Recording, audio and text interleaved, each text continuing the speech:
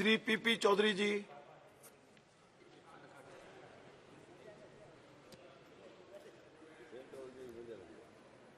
धन्यवाद सभापति महोदय।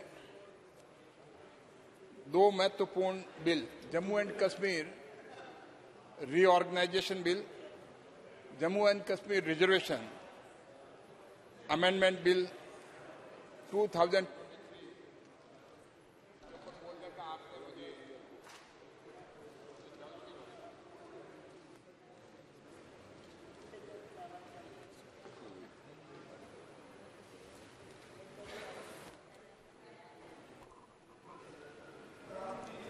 हाँ, तो हो गया सर।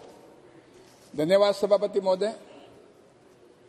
आपने मुझे दो महत्वपूर्ण bill, Jammu and Kashmir reorganisation amendment bill और Jammu and Kashmir reservation amendment bill 2023 पे बोलने का मौका दिया, इसके लिए आपका धन्यवाद।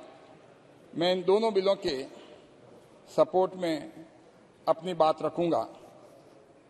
सभापति महोदय, 6 अगस्त 2019 पूरे देश के लिए एक ऐतिहासिक दिन था। उस दिन 370 को हटा करके भारत का संविधान, जो कि कई प्रावधान जम्मू एंड कश्मीर पे लागू नहीं होते थे, उनको लागू किया। जो जम्मू एंड कश्मीर में जो एक हाशिए पे खड़े थे लोग, उनको समानता का अधिकार मिला। भारत के कानून उन पे भी लागू हुए। भारत के ऐसे कानून जो कि यहाँ पर मानवता के आधार पे पूरे विश्व में माने जाते थे, वो कानून जम्मू एंड कश्मीर में लागू नहीं थे। लेकिन प्रधानमंत्री मोदी जी के नेतृत्व में हमारे गृह मंत्री जी ने एक ऐतिहासिक कदम के द्वारा 370, जिसको हम कह सकते हैं कि कठोर निर्णय, वो लेकर करके एक देश में बहुत बड़ी पहल की, क्योंकि इससे एक भारत का अभिन्न अंग जम्मू एंड कश्मीर जो है, उसमें विकास के रास्ते प्रशस्त हुए। जो हम देखते हैं कि उसके बाद में अभूतपूर्व विकास हुआ, एक सकारात्मक सोच का विकास हुआ और संविधान के प्रावधान वहां लागू हुए। आज ये दोनों महत्वपूर्ण बिल, एक तो जो पुनर्गठन का, रीऑर्गेनाइजेशन का, और दूसरा रिजर्वेशन का।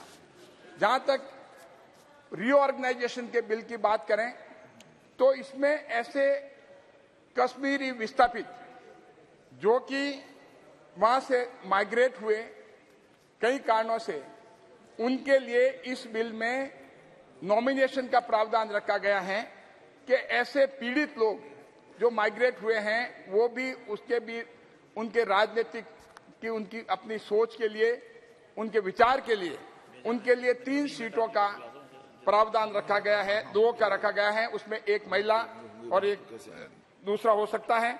और पाक ऑक्युपाइड कश्मीर से डिस्प्लेस के लिए एक नॉमिनेशन का रखा गया है। तो इसके साथ साथ पहली बार जो पूरे देश में शेड्यूल्ड ट्राइब्स के लिए रिजर्वेशन था, लेकिन जम्मू एंड कश्मीर में शेड्यूल्ड ट्राइब्स की जो सीटें हैं, दशकों तक मतलब वहां पर ये हाशिए पे थे, यहाँ पर प्रावधान नहीं था। जो कांग्रेस के और मेरे विपक्षी साथी जो बोले, लेकिन कभी भी इन्होंने शेड्यूल्ड ट्राइब्स के लिए, अनुसूचित जनजाति के लिए, देश आजाद होने के बाद जम्मू एंड कश्मीर के लिए कभी भी इन्होंने चिंता नहीं की।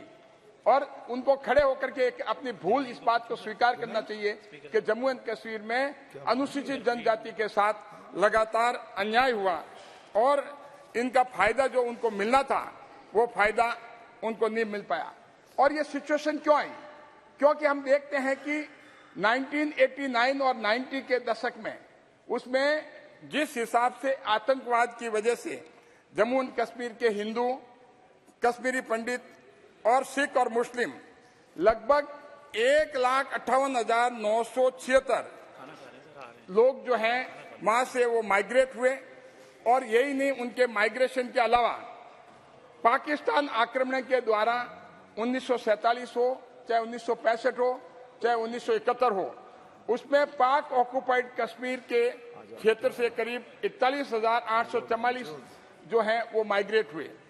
इन लोगों की कठिनाई को ध्यान में रखते जो आज रीऑर्गेनाइजेशन इस बिल में प्रावधान किया है, क्योंकि उनको अपने पैतृक स्थान छोड़ने पड़े, अपने जड़ों से दूर रहना पड़ा और उन्होंने लगातार इतने सालों तक जो पीड़ा सहन की, ये मानवता के इतिहास में सबसे बड़ा हम ये कहते हैं वो आतंकवाद था और एक राष्ट्रवाद की भावना इन लोगों में थी। तो इस वजह से एक परिसीमन आयोग गठित किया गया और परिसीमन आयोग ने ये रिकमेंडेशन दी कि इन लोगों के साथ में न्याय करने के लिए नॉमिनेशन का प्रावधान होना चाहिए। 2 जो है कश्मीरी माइग्रेंट हैं, 2 सीटें उनके लिए होनी चाहिए और पाक ऑक्युपाइड कश्मीर जो उसके माइग्रेंट हैं उसके लिए 1 सीटें होनी चाहिए, जो दशकों से ये पीड़ा झेल रहे थे। और इस तरह से 9 सीट जो हैं उन लोगों के लिए होना चाहिए जो अनुसूचित जनजाति के लिए हैं। ये प्रावधान कर करके इस बिल के द्वारा बहुत बड़ी इनको अनुसूचित जनजाति को राहत पहुंचाई है। इसके लिए मैं माननीय गृह मंत्री जी को धन्यवाद देता हूं। पूरा देश उनका ऋणी है और पूरा जम्मू एंड कश्मीर उनका ऋणी है। और जहां तक रिजर्वेशन की बात करें, Jammu and Kashmir reservation act जो 2004 है, जिसके द्वारा इस बिल में अमेंडमेंट किया जा रहा है, बिल के द्वारा अमेंडमेंट किया जा रहा है, उसमें अपॉइंटमेंट और एडमिशन का मामला है। तो जहां तक एडमिशन का मामला है वो प्रोफेशनल इंस्टीट्यूशन में है और रिजर्वेशन जो है इस एक्ट के द्वारा 2004 के एक्ट के द्वारा शेड्यूल कास्ट, शेड्यूल ट्राइब्स और social and educationally backward classes के लिए है। और Jammu and Kashmir reorganisation act के द्वारा मैं मानता हूं ये रिजर्वेशन एक्ट जो है अप्लीकेबल है, लेकिन जम्मू एंड कश्मीर की जो विधानसभा है यूनियन टेरिटरी की जो अभी नहीं है, उस वजह से राष्ट्रपति के प्रोक्लेमेशन के द्वारा पार्लियामेंट को पावर है, लेजिस्लेटिव कॉम्पिटेंस है। ये कहना कि पार्लियामेंट को पावर नहीं है और लेजिस्लेटिव कॉम्पिटेंस नहीं है बिल्कुल गलत है। और इसके साथ साथ इसके जो अमेंडमेंट किया जा रहा है वो अंडर सेक्शन में 2 में किया जा रहा है इस अमेंडमेंट बिल के द्वारा, और उसमें सिर्फ और सिर्फ एक कंफ्यूजन है, क्योंकि एक कंफ्यूजन ऐसा बना हुआ था, उसमें weak and under privilege classes ये वर्ड यूज था सेक्शन 2 में। तो इस कंफ्यूजन को हटाने के लिए एक जनरल पब्लिक में भी कंफ्यूजन था और अथॉरिटी जो सर्टिफिकेट इश्यू करती थी उनके लिए भी कंफ्यूजन था कि weak and under privilege classes हैं, इसका इंटरप्रिटेशन क्या दिया जाए। तो इसको हमने इसमें बिल के द्वारा ये रिकमेंडेशन जो है, बेसिकली इसमें recommendation I social and educationally backward classes commission के द्वारा कि इसको जो है जो इसको पैरिटी पे लाया जाए और अदर बैकवर्ड क्लासेस जो है इसको किया जाए, जिससे कि भारत के संविधान की स्पिरिट की तरह के रूप में हो। अंतिम में मैं बात ये कहना चाहूंगा, जो पहले ये बात बताई गई, 2 बात बताई गई, कॉन्स्टिट्यूशनल कॉम्पिटेंस पार्लियामेंट को नहीं है रीऑर्गेनाइजेशन और इस रिजर्वेशन बिल के लिए। बिल्कुल ये जो स्टेटमेंट जो ऑनरेबल मेंबर ने जो मनीष तिवारी जी ने बताया था ये बिल्कुल गलत है, क्योंकि जहां तक उन्होंने कहा सेक्शन आर्टिकल 3 की बात बताई, आर्टिकल 3 जो है वो सिर्फ और सिर्फ उसमें ये बिल जो है उससे रिलेटेड नहीं है। उसमें आर्टिकल 3 जो है वो formation of new states and alteration of areas, boundaries और नेम्स ऑफ एग्जिस्टिंग स्टेट्स, ये इस बिल का स्कोप नहीं है, इसलिए ये लागू नहीं होता। और उनका कहना कि क्योंकि सुप्रीम कोर्ट में मैटर सब जुडिस है उसकी वैलिडिटी का, रीऑर्गेनाइजेशन एक्ट का, तो अगर वैलिडिटी का है तो पार्लियामेंट जो है, parliament is not precluded, parliament is not powerless, parliament is fully competent and powerful to enact any law. और कोर्ट के द्वारा कहीं किसी तरह का उस बिल को, उस एक्ट को कहीं किसी रूप में स्टे नहीं किया है। और अगर रेस्ट्रिक्शन है पार्लियामेंट में तो सिर्फ और सिर्फ आर्टिकल 121 की है, restriction on discussion in parliament, जो कि ये कहता है कि no discussion shall take place in parliament with respect to the conduct of any जज ऑफ द सुप्रीम कोर्ट और high court in discharge of duty except upon a motion presented and address to the president praying for the removal of the जज और as here and after provided. इसके अलावा भारत के संविधान में कहीं ऐसा प्रावधान नहीं है जिससे कि इसके अलावा भारत के संविधान में कई प्रावधान नहीं है जो कि पार्लियामेंट को रोकता हो। इसलिए पार्लियामेंट भारत के संविधान के तहत फुल्ली कॉम्पिटेंट है to enact the law as per article 3 of the constitution of India and as per article 121 of the constitution of India.